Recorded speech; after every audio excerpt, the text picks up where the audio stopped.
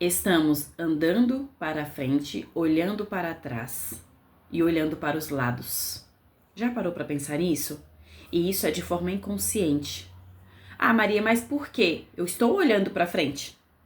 Sim, mas a sua cabeça tá onde? A sua mente tá onde? O que que você está pensando da sua vida? Você tem metas? Você tem planos? Você tem objetivos? Como que você está hoje? Você já parou para pensar como estão suas emoções hoje? Como você acordou hoje?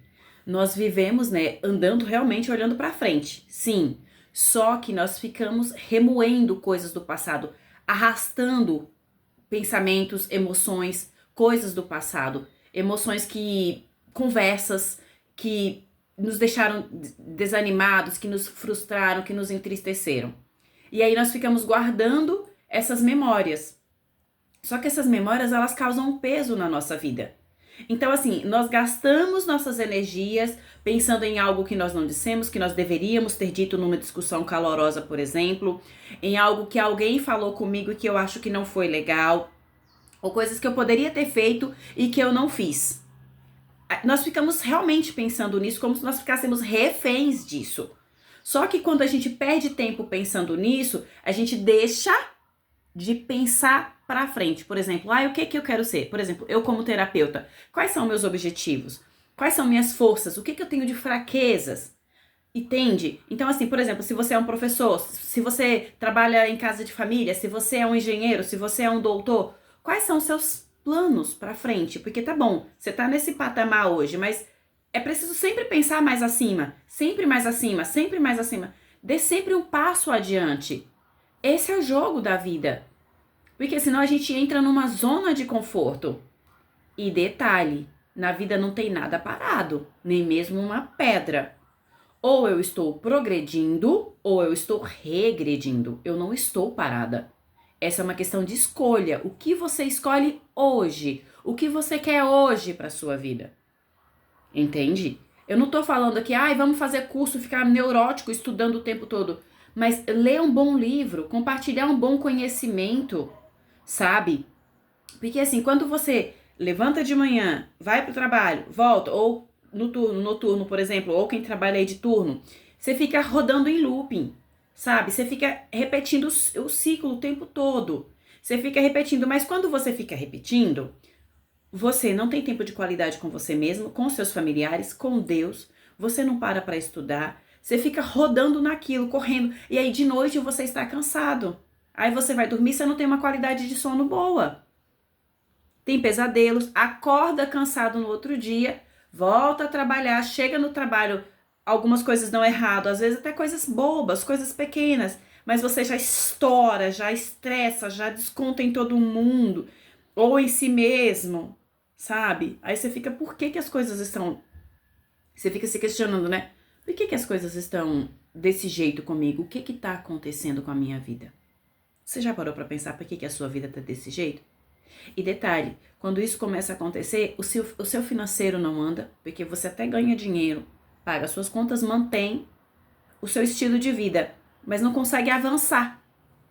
Porque carro quebra, filho adoece, a faculdade que não deu certo, cursos, aí você começa a entrar em procrastinação também, sabe? Você começa a desanimar.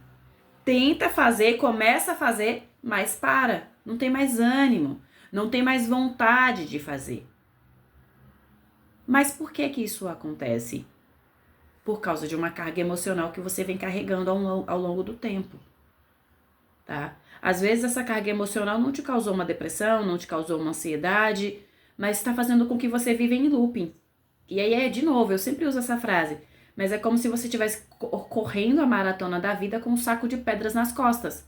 Se era para você correr, sei lá, fazer aí ter um desempenho excelente, você não consegue. E aí a sua empresa, a sua família te cobra uma excelência, você quer ser excelente, mas você não consegue. Por que você não consegue? Não é porque você não quer. É por causa dessas emoções, dessas lembranças, desses gatilhos emocionais. Porque tudo começa na mente. Produtividade não começa na agenda. Produtividade começa na mente. E como tá a sua mente hoje?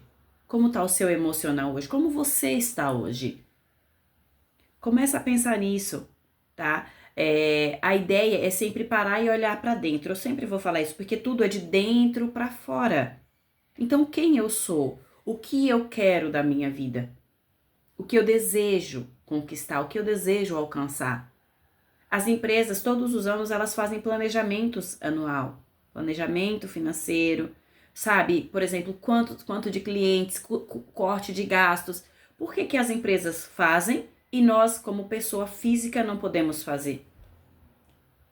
É preciso a gente ter esse planejamento diário, sabe? Ou mensal, ou quinzenal. Todos os dias parar e pensar, peraí, sabe? Fazer metas macro, né? E quebrar elas em pequenas metas, sabe? E ir fazendo aos pouquinhos, um pouquinho por dia. Aí você vai vendo a melhoria contínua, você vai vendo o seu avanço. E aí, isso é como se fosse, porque assim, só abrindo um parêntese aqui, o nosso cérebro, ele precisa de recompensas.